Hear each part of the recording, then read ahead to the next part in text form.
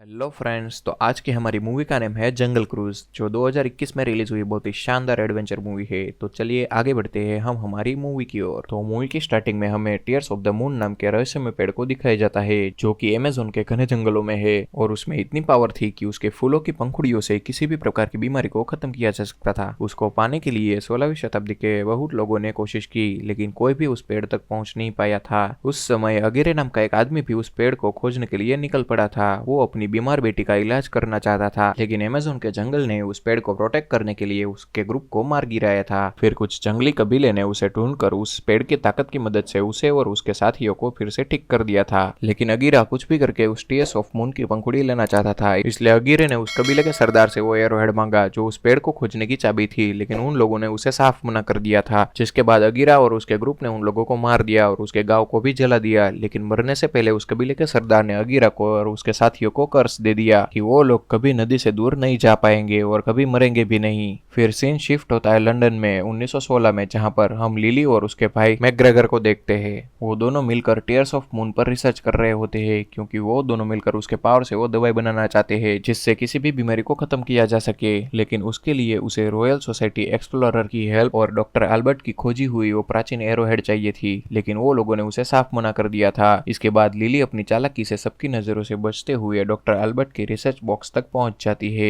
जिसमें से उसे वो प्राचीन एरोहेड मिल जाता है। तभी जर्मन प्रिंस भी वो एरोहेड लेने के लिए वहां पर आ जाता है, लेकिन वो एरोहेड तक पहुंचे उससे पहले लिली ने उसे वो ले लिया था। तभी वो लिली को देख लेता है और उसे पकड़ने के लिए उसके लोग को पीछे लगा देता है। उससे लड़ते लड़ते लिली एक सीढ़ी की मदद से बाहर लटकने लगती है, तो प्रिंस उससे वो एरोहेड मांगता है और बदले में उसकी मदद करने का ऑफर देता है। फिर लिली वो एरोहेड का बॉक्स प्रिंस को दे देती है और तभी मैकग्रेगर नीचे आकर एक बस को रोक देता है और लिली उस बस में कूदकर बच जाती है और वो दोनों वहां से निकल जाते हैं। लेकिन प्रिंस को बॉक्स में से एरोहेड की जगह एक टॉय मिलता है। इसके बाद प्रिंस लिली को ढूंढने में लग जाता है। वहीं दूसरी ओर मैक और लिली टीयर्स ऑफ मून को ढूंढने के लिए निकल जाते हैं। उसके बाद सीन शिफ्ट होता है नॉर्थ अमेरिका में फ्रैंक नाम के स्कीपर को दिखाते हुए, जो टूरिस्ट को अपनी बोट पर अलग अलग तरीकों से डराने की कोशिश करता है। इसके बाद हमें एक आदमी दिखाई जाता है जिसका नाम नीलो होता है। वो फ्रैंक से मिलता है और अपनी लोन का पैसा वापस मांगता है, लेकिन फ्रैंक उसका पैसा वापस नहीं कर पाता है। इसलिए नीलो और उसके आदमी फ्रैंक की बोट का इंजन निकाल लेते हैं और चाबी ले लेते हैं। अपनी चाबी वापस पाने के लिए फ्रैंक जैसे ही नीलो के ऑफिस में जाता है, तभी नीलो से मिलने के लिए लिली वहां पर आई हुई थी।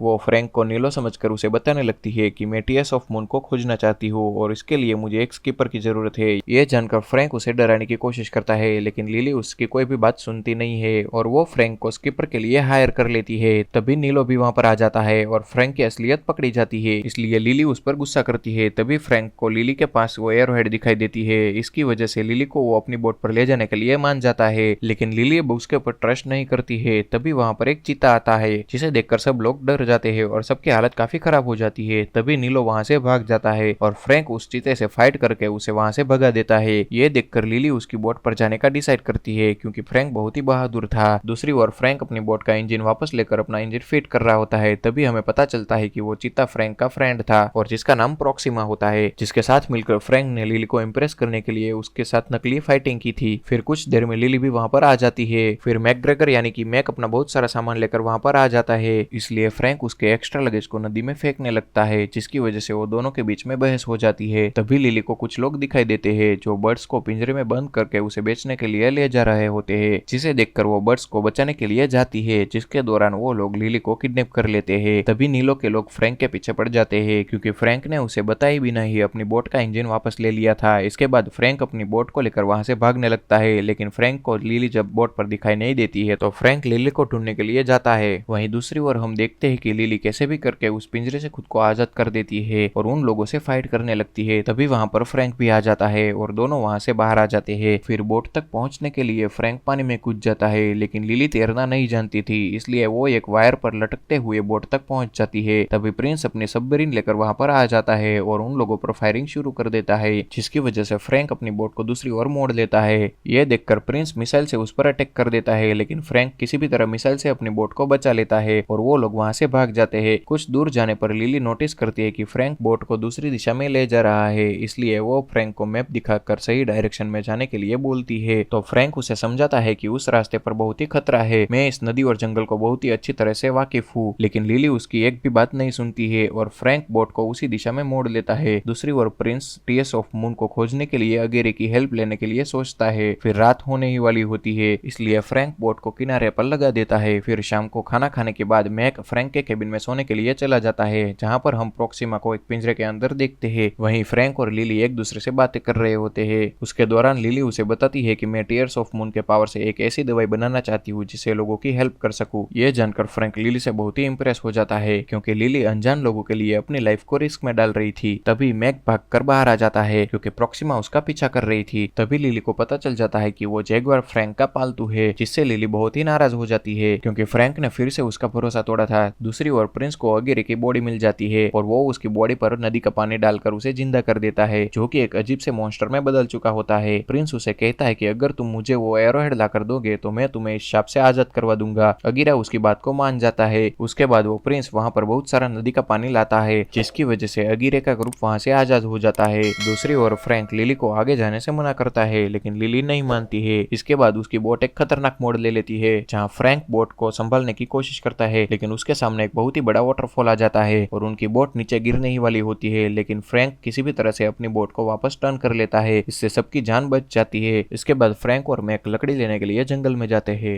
जहाँ पर फ्रैंक मैक से बोलता है कि मैं अब लिली से बहुत ही परेशान हो चुका हूँ। तभी मैक उसे बताता है कि जब मेरी फैमिली और फ्रेंड में से किसी ने भी मेरा साथ नहीं दिया था, तब केवल लिली ही थी जिसने मेरा साथ दिया था और मुझे सपोर्ट किया था। धीरे धीरे तुम भी उसे पसंद करने लगोगे। तभी दूसरी ओर लिली जब फ्रैंक का केबिन चेक कर रही होती है, तो वहाँ पर उसे टीयर्स ऑफ मून के बारे में बहुत सारी जानकारी का स्केच मिलता है। इससे लिली समझ जाती है कि फ्रैंक भी उसके बारे में जानता है। तभी फ्रैंक वहाँ पर आ जाता है और लिली के पूछने पर वो बताता है कि मैं भी बहुत टाइम पहले उसे ढूंढने के लिए गया था, लेकिन मुझे कहीं भी टीयर्स ऑफ द मून नहीं मिला था। इसके बाद लिली उसे वो एरोहेड दिखाती है और कहती है कि उस समय तुम्हारे पास ये नहीं था, इसलिए तुम्हें वो नहीं मिला था। वो लोग एक दूसरे से बातें ही कर रहे होते हैं। तभी वहाँ पर शिकारी कबीले के लोग आकर उस पर हमला कर देते हैं और उनको तीर मारकर उसे बेहोश कर देते हैं। जब उनको होश आता है तो वो तीनों एक अजीब सी जगह पर होते हैं, जहाँ पर उसे उस कबीले की सरदार मिलती है। तो फ्रैंक उसे कहता है कि तुम मुझे और हमारा सारा सामान ले लो, लेकिन इसके बदले में इन दोनों को यहाँ से जाने दो। लेकिन कबीले की सरदार उसकी बात नहीं मानती है। वो उनसे वो एरोहेड मांगती है। तभी लिली उनको बातों में फंसाकर खुद को आजाद कर देती है और उन लोगों से फाइट करने के लिए जाती है, लेकिन वो लोग लिली से फाइट नहीं करते हैं। जिसके बाद हमें पता चलता है कि वो कबीला फ्रैंक के पहचान वाला ही था, जिससे फ्रैंक ने लिली और उसके भाई को डराने के लिए रखा हुआ था। इस बार यहाँ पर फिर से फ्रैंक का झूठ पकड़ा जाता है और लिली फिर से नाराज हो जाती है। जब उस कबीले की सरदार सैम उस एरोहेड पर लिखे हुए वर्ड को पढ़ने की कोशिश करती है, तो उसे पता चलता है कि उस रहस्यमय पेड़ को देखने के लिए पहले खुद को काबिल करना पड़ता है, जिसके लिए नदी के पानी को स्टोन में बदलना होगा और एक टूटे हुए हार्ट को जोड़ना होगा। लेकिन केवल ब्लड मून की रात में ही उस पेड़ पर फूल आते हैं, जो 2 दिनों बाद आने वाला है। यहाँ पर वो ये भी बताती है कि वो पेड़ वहाँ पर नहीं है जहाँ पर लिली उसे खोजने के लिए जा रही है, बल्कि वो पेड़ यहाँ से 2 दिन की दूरी पर है। फिर लिली डिसाइड करती है कि वो वहाँ पर अकेली ही जाएगी, क्योंकि मैक को वो किसी भी खतरे में नहीं डालना चाहती थी और अभी उसको फ्रैंक पर ट्रस्ट नहीं था, इसलिए उसे भी वो अपने साथ लेकर जाना नहीं चाहती थी। फिर वो तीनों आज की रात यहीं पर रुकने का डिसाइड करते हैं। तभी अगीरा और उसका ग्रुप वहाँ पर आ जाता है, जो उस पर अटैक कर देता है, क्योंकि अगीरा वो एरोहेड लेने के लिए आया हुआ था। फ्रैंक जब उसको यहाँ पर देखता है तो पूरी तरह से हैरान हो जाता है, जैसे कि वो उसको पहले से ही जानता है। फिर वो लोग उससे फाइट करने लगते हैं, लेकिन शाप की वजह से वो लोग अमर हो चुके थे, इसलिए उसे कुछ भी नहीं होता था। इसी बीच अगीरे का एक आदमी लिली से वो एरोहेड छीनकर अगीरे को दे देता है। अगीरा उसे वहां से लेकर भागने की कोशिश करता है, लेकिन फ्रैंक उसका पीछा करके उसे पकड़ लेता है और फिर दोनों में फाइट होने लगती है और अगीरा अपनी तलवार फ्रैंक के सीने के आर पार कर देता है, लेकिन फ्रैंक उससे वो एरोहेड लेने में कामयाब हो जाता है।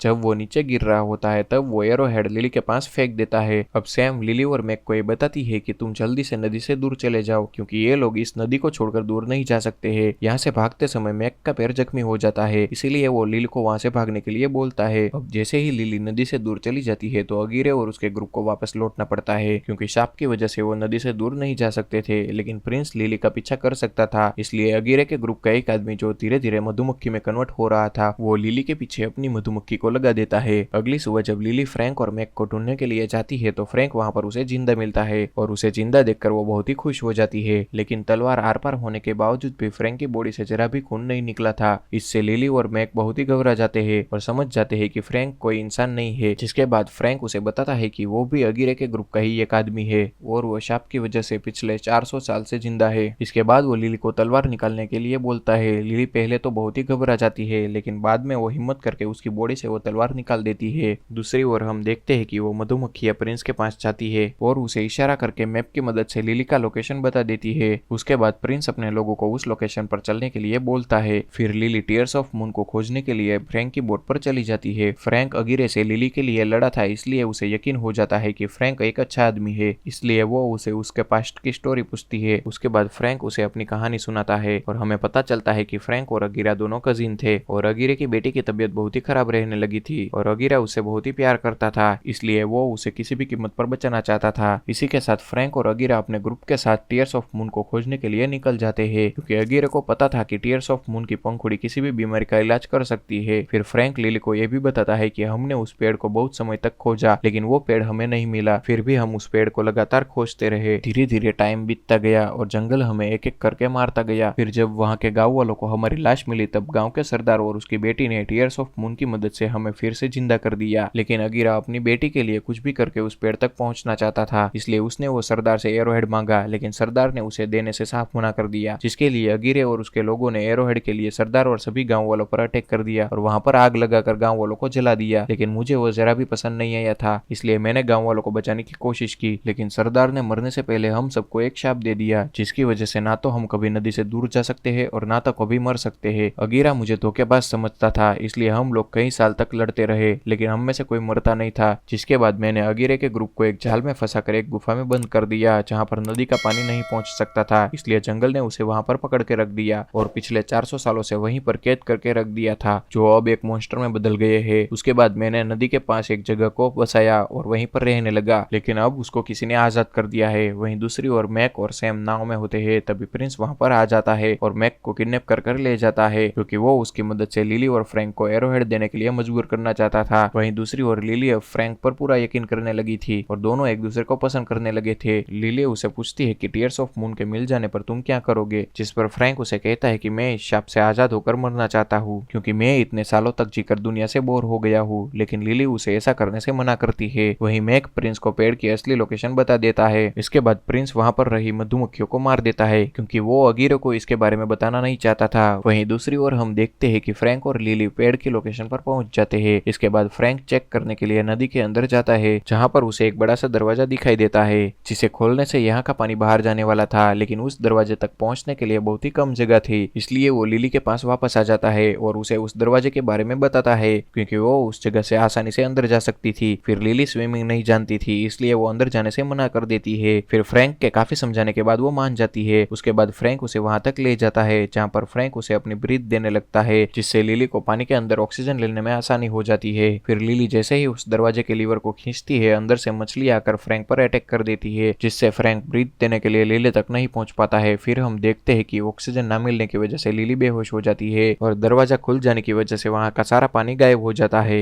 लिली को बेहोश पाकर फ्रैंक बहुत ही परेशान हो जाता है और तभी लिली होश में आ जाती है और वो फ्रैंक पर गुस्सा करने लगती है, जिसके बाद फ्रैंक उसे सारी हकीकत समझाता है। फिर दोनों काफी खुश हो जाते हैं, क्योंकि उन दोनों ने उस पेड़ को ढूंढ लिया था। अब लिली फ्रैंक को प्यार करने लगी थी और उसके साथ ही अपनी पूरी लाइफ गुजरना चाहती थी, इसलिए वो फ्रैंक को अपनी लाइफ जीने के लिए बोलती है। तभी प्रिंस भी मैक को लेकर वहां पर आ जाता है और प्रिंस के आदमी लिली और फ्रैंक को गन पॉइंट पर ले लेते हैं। इसके बाद प्रिंस लिली को एरोहेड देने के लिए बोलता है। लिली मैक की जान बचाने के लिए वो एरोहेड प्रिंस को दे देती है, जहां पर वो जर्मन प्रिंस बताता है कि टीयर्स ऑफ मून की पावर हासिल करके मैं पूरी दुनिया पर राज करना चाहता हूँ। इसके बाद वो दोनों को लेकर पेड़ के पास पहुंच जाता है, तो वो लोग देखते हैं कि पेड़ बेजान हो चुका था, यानी कि पूरी तरह से सूख गया था। प्रिंस उसे कैसे भी करके ब्लूम करना चाहता था, लेकिन उसे पता नहीं था कि वो कैसे होता है, तो वो लिली से पूछता है, तो लिली मना कर देती है और उसके बाद फ्रैंक उसकी हेल्प करने के लिए मान जाता है और बदले में उस पेड़ की एक पंखुड़ी लेने के लिए बोलता है। और जब वो एरोहेड को वहां पर फिक्स करने के लिए जाता है तो कुछ नहीं होता है। इसके बाद लिली भी एक पंखुड़ी के बदले में उसकी हेल्प करने के लिए बोलती है, लेकिन प्रिंस दोनों में से किसी एक को ही पंखुड़ी देने के लिए बोलता है। लिली उसकी बात मान जाती है। फिर फ्रैंक और लिली दोनों मिलकर वहां की पहले सॉल्व करने में लग जाते हैं। ठीक उसी टाइम पर वहां पर ब्लड मून भी आ गया होता है। तभी लिली को सैम की बात याद आती है। उसने बताया था कि उस पेड़ को ब्लूम करने के लिए टूटे हुए दिल को जोड़ना होगा। फ्रैंक जब उस एरोहेड को तोड़ता है तो उसमें से एक रेड कलर का स्टोन निकलता है, जिसको सही जगह पर फिक्स करने से पूरा पेड़ फिर से ब्लूम करने लगता है और उस पेड़ पर बहुत सारे फूल भी आने लगते हैं, जिसे देखकर सभी बहुत ही खुश हो जाते हैं। इसके बाद लिली फ्रैंक को शूट करके पानी में गिरा देती है, क्योंकि प्रिंस दोनों में से किसी एक को ही पंखुड़ी देने वाला था, लेकिन प्रिंस ये बात नहीं जानता था कि फ्रैंक अमर है। उसके बाद प्रिंस लिली को लेकर टीयर्स ऑफ मून की पंखुड़ी लेने के लिए जाता है, जिसके दौरान फ्रैंक मैक के पास आ जाता है और दोनों मिलकर प्रिंस के आदमियों को मारने लगते हैं। तभी प्रिंस का एक आदमी मैक को गन पॉइंट पर ले लेता है, लेकिन प्रोक्सिमा वहां कर उसे बचा लेती है। वहीं दूसरी ओर हम देखते हैं कि लिली भी पेड़ की पंखुड़ी को तोड़ने के लिए पेड़ के ऊपर चढ़ जाती है, लेकिन अब ब्लड ऑफ मून की लाइट जाने वाली ही थी, इसलिए पूरा पेड़ फिर से सूखने लगा था। ये देखकर लिली बहुत ही तेजी से दौड़ने लगती है और फाइनली एक पंखुड़ी को लेने में कामयाब हो जाती है, लेकिन पेड़ के सूखने की वजह से वो डाल टूट जाती है, जिससे लिली वहां से गिरकर दूसरी डाल पर लटक जाती है। तभी प्रिंस भी वहां पर आ जाता है और उसे नीचे गिराने की धमकी देकर उससे वो पंखुड़ी मांगता है। तभी उसके ऊपर एक डाल टूटकर गिर जाती है और लिली वो पंखुड़ी फ्रैंक के पास फेंक देती है, जिससे फ्रैंक पानी में जाने से पहले ही पकड़ लेता है। तभी अगीरे का ग्रुप वहां पर आ जाता है। तभी प्रिंस उससे वो पंखुड़ी लेने में हेल्प मांगता है, लेकिन प्रिंस ने उसे धोखा दिया था, इसलिए अगीरा उसे अपने सांप से कटवा देता है। अब अगीरे का ग्रुप वो पंखुड़ी लेने के लिए लिली के पीछे पड़ जाता है। तब फ्रैंक लिली को बचाने के लिए वो पंखुड़ी दिखाता है। इसके बाद वो लोग फ्रैंक के पीछे पड़ जाते हैं। फिर फ्रैंक वो पंखुड़ी को कहीं पर छुपा देता है और अपनी बोट को लेकर वहां से भागने लगता है, जिसके बाद फ्रैंक और अगीरे के ग्रुप में फाइट हो जाती है। तभी हम देखते हैं कि प्रिंस अभी भी जिंदा है और वो मैक और लिली पर हमला करने के लिए जाता है, लेकिन मैक उसे एक दीवार पर धक्का दे देता है, जिससे उस दीवार का ऊपरी हिस्सा आकर प्रिंस पर गिरता है और वो मर जाता है। वहीं अगीरा और उसका ग्रुप पंखुड़ी लेने के लिए फ्रैंक के पीछे पड़ जाते हैं और उसे अपने कंट्रोल में ले लेते हैं, लेकिन फ्रैंक जब पंखुड़ी वाला पॉकेट दिखाता है तो उसमें पंखुड़ी नहीं थी, क्योंकि फ्रैंक ने वो पंखुड़ी लिली के लिए छुपा कर रखी थी, जिसे पाकर लिली समझ जाती है कि फ्रैंक खुद को सेक्रीफाइस करके उन दोनों की जान को बचाना चाहता था। वहीं अगीरा भी समझ जाता है कि फ्रैंक बोट को क्रैश करके नदी के पानी को बंद करना चाहता है, लेकिन अब बहुत देर हो चुकी थी और वो बोट दीवार से टकराकर टूट जाती है, जिसके बाद वहां पर नदी का पानी आना बंद हो जाता है और जिससे शाप की वजह से फ्रैंक के साथ साथ अगीरे के पूरे ग्रुप को जंगल पकड़ लेता है और सभी वहीं पर पत्थर बन जाते हैं। फ्रैंक को उस हालत में देखकर लिली बहुत ही दुखी हो जाती है और वो अपने पास रही पंखुड़ी से फ्रैंक के शाप को तोड़ने का डिसाइड करती है, इसीलिए वो उस पंखुड़ी को फ्रैंक के मुंह में रख देती है, जिसके बाद फ्रैंक उस शाप से आजाद हो जाता है, जिससे लिली और फ्रैंक बहुत ही खुश हो जाते हैं। तभी हम देखते हैं कि ब्लड मून की लाइट भी वहां पर आ जाती है और वो पेड़ फिर से ब्लूम करने लगता है और लिली अपने रिसर्च के लिए वहां से पंखुड़ी ले लेती है और फिर वो तीनों वहां से निकल जाते हैं। जब रॉयल सोसाइटी एक्सप्लोरर को ये बात पता चलती है तो वो अपनी मेंबरशिप का इनविटेशन उसे भेजती है, जिस पर लिली मैक को वहां पर भेजती है, जो सोसाइटी के सामने ही उस इनविटेशन को रिजेक्ट कर देता है।